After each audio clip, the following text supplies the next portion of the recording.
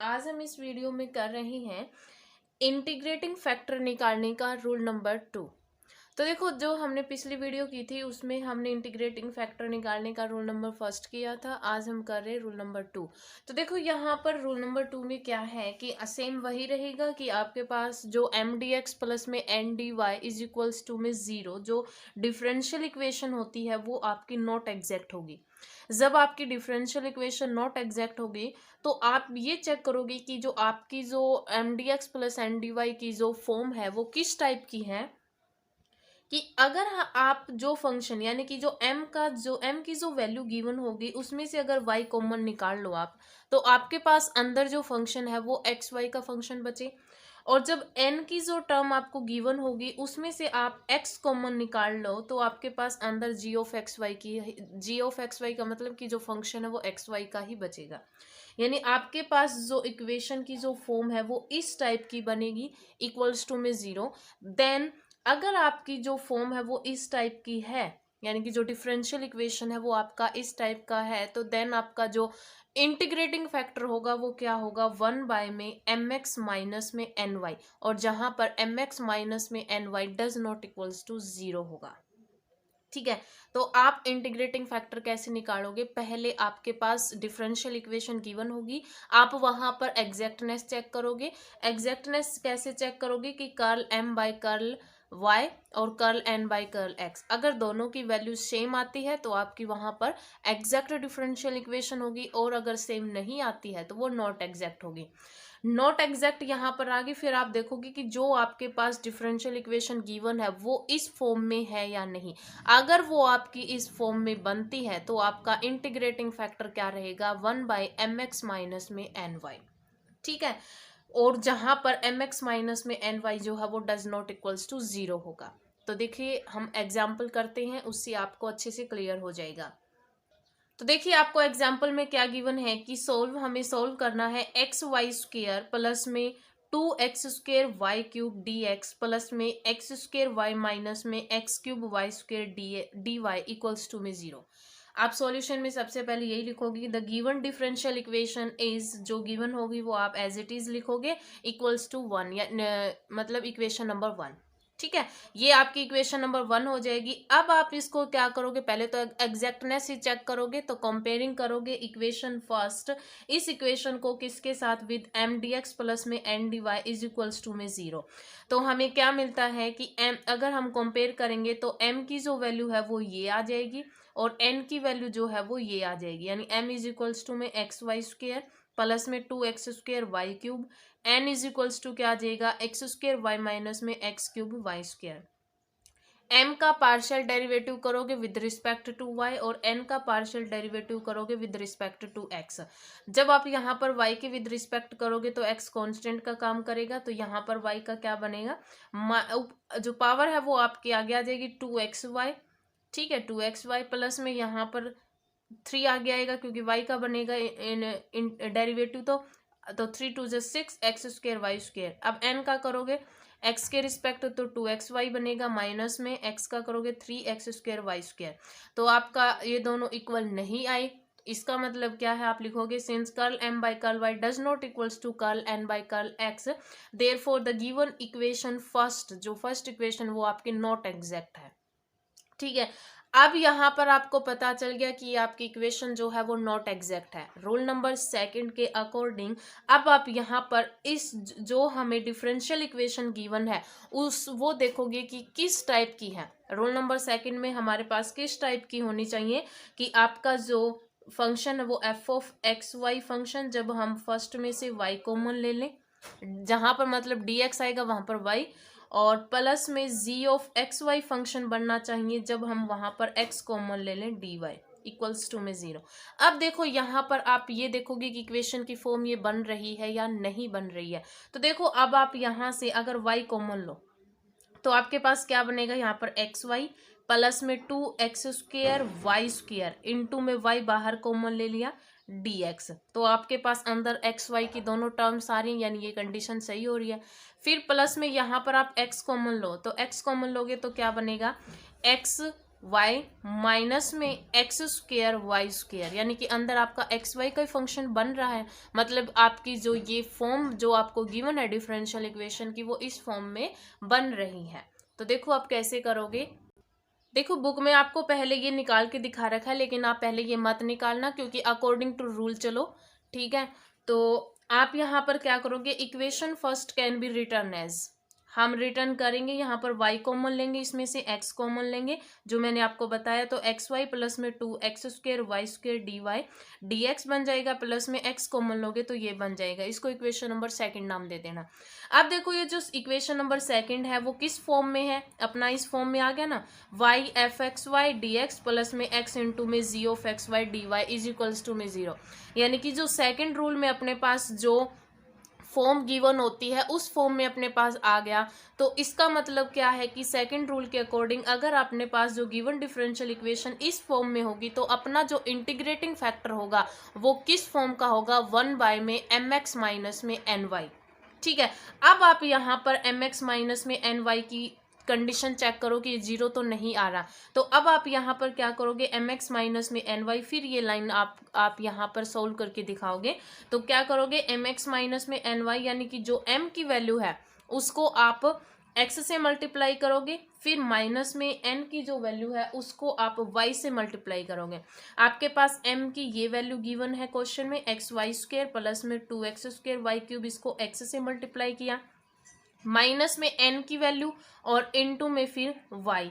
तो आप यहाँ पर मल्टीप्लिकेशन करो तो क्या बनेगा, देखो x से मल्टीप्लाई करेंगे एक्स स्क्वायर वाई स्क्वायर, फिर x किसके साथ करोगे तो 2x की क्यूब y की क्यूब, ठीक है। फिर माइनस में पहले मल्टीप्लाई कर दो, साथ में माइनस में अंदर, तो यहाँ पर क्या बनेगा, minus X square Y square, ये माइनस अंदर जाएगा, माइनस माइनस क्या बनेगा, प्लस बनेगा, और मल्टीप्लाई करोगे तो क्या बनेगा, X cube Y cube, X cube Y cube. ये माइनस का और ये प्लस का, प्लस माइनस ये क्या हो गया, कैंसिल आउट हो गया। 2x cube Y cube plus में एक्स क्यूब वाई क्यूब, तो 3 हो गया। तो 3x क्यूब वाई क्यूब जो कि डज नॉट इक्वल्स टू 0 है। तो अपना इंटीग्रेटिंग फैक्टर क्या आ जाएगा, 1 में एक्स एम एक्स माइनस में एन वाई यानी कि 3x की क्यूब वाई की क्यूब। तो ये अपना क्या आ गया, इंटीग्रेटिंग फैक्टर आ गया। फिर हम सॉल्यूशन कैसे निकालते हैं, जो इंटीग्रेटिंग फैक्टर होता है उसको हम मल्टीप्लाई करते हैं जो हमारी डिफरेंशियल इक्वेशन गिवन होती है उस इक्वेशन से। अब आप यहाँ पर क्या लिखोगे, मल्टीप्लाइंग इक्वेशन फर्स्ट बाय जो इंटीग्रेटिंग फैक्टर हमने निकाला है 1/3x की क्यूब वाई की क्यूब वी हैव। तो अब आप यहाँ पर जो आपकी जो डिफरेंशियल इक्वेशन गिवन है, डिफरेंशियल इक्वेशन क्या है आपकी, एक्स वाई स्क्वायर प्लस में 2x स्क्वायर वाई क्यूब, ठीक है यही है, dx प्लस में एक्स स्क्वायर वाई माइनस में एक्स क्यूब वाई स्क्वायर और D Y is equals to में 0। ये आपके पास डिफरेंशियल इक्वेशन जो है वो गिवन है। अब आप यहाँ पर क्या करोगे, यहाँ पर इसको मल्टीप्लाई करोगे सारी इक्वेशन को 3x क्यूब वाई क्यूब से। तो देखो इसके अपोन में 3x क्यूब और वाई स्क्वायर आएगा, तो देखो एक पावर है वो कम हो जाएगी, तो नीचे एक्स स्क्वायर बचेगा, वाई स्क्वायर है नीचे वाई क्यूब है तो नीचे y बन जाएगा। तो 1/3x स्क्वायर वाई बचेगा, प्लस में इसके अपोन में करोगे तो एक्स स्क्वायर ऊपर नीचे एक्स क्यूब है तो एक एक्स बचेगा, नीचे वाई क्यूब कैंसिल हो जाएगा, यानी 2/3x dx। प्लस में यहाँ पर इससे मल्टीप्लाई करोगे तो मतलब अपोन में आएगा 3x cube Y cube, square है तो मतलब नीचे एक एक्स बचेगा, y है ऊपर 1 पावर नीचे 3 पावर तो नीचे 2 बच जाएंगे, माइनस में 1/3y dy is equals to में 0। ये आपके पास इंटीग्रेटिंग फैक्टर से मल्टीप्लाई करने के बाद इक्वेशन आ गई। अब सेम आप यहाँ पर वैसे इन्होंने सीधा करके दिखा रखा है, लेकिन आप यहाँ पर करोगे कि अगेन कंपेयरिंग इसको इक्वेशन नंबर स्टार नाम दे देना, स्टार विद किससे कंपेयर करोगे, एम डी एक्स प्लस में N D Y is equals to में 0। यहाँ पर m की वैल्यू आपके पास ये रहेगी 1/3x स्क्वायर वाई प्लस में 2/3x, और n की वैल्यू क्या रहेगी 1/3y स्क्वायर माइनस में 1/3y। ठीक है। अब आप यहाँ पर सेम, क्योंकि हम कंपेयर क्यों करें, क्योंकि अब एग्जैक्टनेस चेक कर रहे हैं। तो अब हम m का पार्शियल डेरिवेटिव करेंगे विद रिस्पेक्ट टू y और n का पार्शियल डेरिवेटिव करोगे विद रिस्पेक्ट टू x। जब आप y का x का पार्शियल डेरिवेटिव करोगे, सॉरी m का पार्शियल डेरिवेटिव करोगे विद रिस्पेक्ट टू y, तो ये तो x की टर्म है, तो मतलब कांस्टेंट का काम करेगा इसके, तो जीरो हो जाएगी। यहाँ पर y है तो इस y की पावर यहाँ पर 1 है, ऊपर जाएगी तो -1 हो जाएगी, यानी y की पावर -1 अपॉन में 3x² है।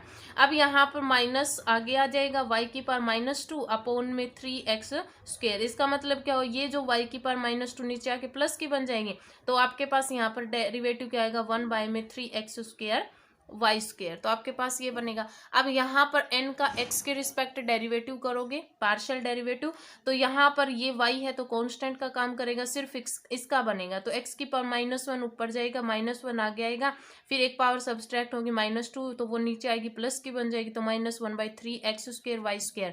तो ये आपके दोनों की जो वैल्यू है वो ये आ जाएगी। ठीक है, ये वैल्यू आएगी दोनों की जब आप पार्शियल डेरिवेटिव करोगे, m का y के रिस्पेक्ट और n का x के रिस्पेक्ट, तो दोनों इक्वल आ गए। इसका मतलब आपके पास जो इक्वेशन, जो स्टार इक्वेशन है वो आपकी क्या है, एग्जैक्ट इक्वेशन है। अब एग्जैक्ट इक्वेशन है तो हमारे पास सॉल्यूशन एग्जिस्ट करेगा, hence this is solution is, जो सॉल्यूशन है वो किस टाइप का रहेगा, integration of y constant m dx plus में integration of term in n not containing x dy is equals to में c1। आपका सॉल्यूशन एग्जैक्टनेस के बाद यही आता है हर क्वेश्चन में। ठीक है, तो m dx y constant m की वैल्यू क्या है हमारे पास, 1/3x² y प्लस में 2/3x dx।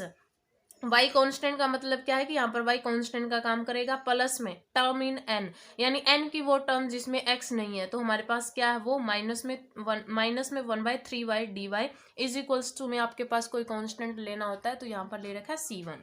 ठीक है, अब करो इंटीग्रेशन करो, तो देखो यहाँ पर y कांस्टेंट है, तो मतलब 1/3y जो हम बाहर ले सकते हैं, कांस्टेंट है दोनों, 1/x² dx प्लस में यहाँ पर 2/3 हम कॉमन ले सकते हैं बाहर, क्योंकि ये तो बिल्कुल ही अलग कांस्टेंट हो गया, तो 2/3 इंटीग्रेशन ऑफ हम क्या कर सकते हैं 1/x dx। वैसे ये 1/x जो है ये आपका कांस्टेंट ही यहाँ पर, ठीक है, ये कांस्टेंट है 1/x, क्योंकि सॉरी यहाँ पर x कांस्टेंट नहीं y कांस्टेंट लेना है, तो यहाँ पर इसलिए इन्होंने यहाँ पर क्या किया है 3y जो है वो बाहर लिया, 1/x² dx प्लस में 2/3 यहाँ पर कांस्टेंट है 1/x dx, माइनस में माइनस बाहर ले लिया, 1/3 बाहर ले लिया, integration of 1/y dy is equals to में c1।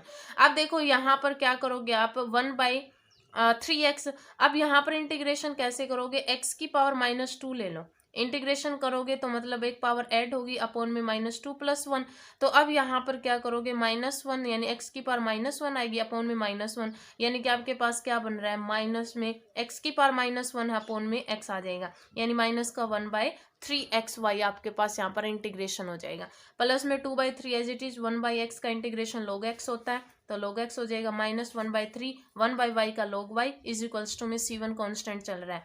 अब देखो सब में से 1/3 जो है वो कॉमन आ रहा है, 1/3 1/3 1/3, तो 1/3 आप पूरे में से कॉमन लोगे तो यहाँ पर क्या बचेगा माइनस का 1/xy, यहाँ पर क्या बचेगा 2 × log x, माइनस में यहाँ पर क्या बचेगा log y, और जो 1/3 हमने कॉमन लिया वो डिवाइड में उस साइड जाकर मल्टीप्लाई में हो जाएगा 3c1।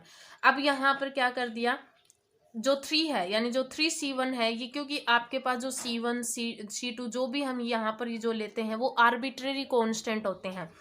ठीक है, आर्बिट्रेरी कांस्टेंट का मतलब क्या होता है, हम उनको अपने अकॉर्डिंग हम चेंज कर सकते हैं, तो 3c1 को इन्होंने अनदर वेरिएबल नाम दे दिया c, क्योंकि यहाँ पर हम लिख सकते हैं कि c1 is an arbitrary constant, पहले ही लिख रखा है सॉल्यूशन में, where c1 is an arbitrary constant.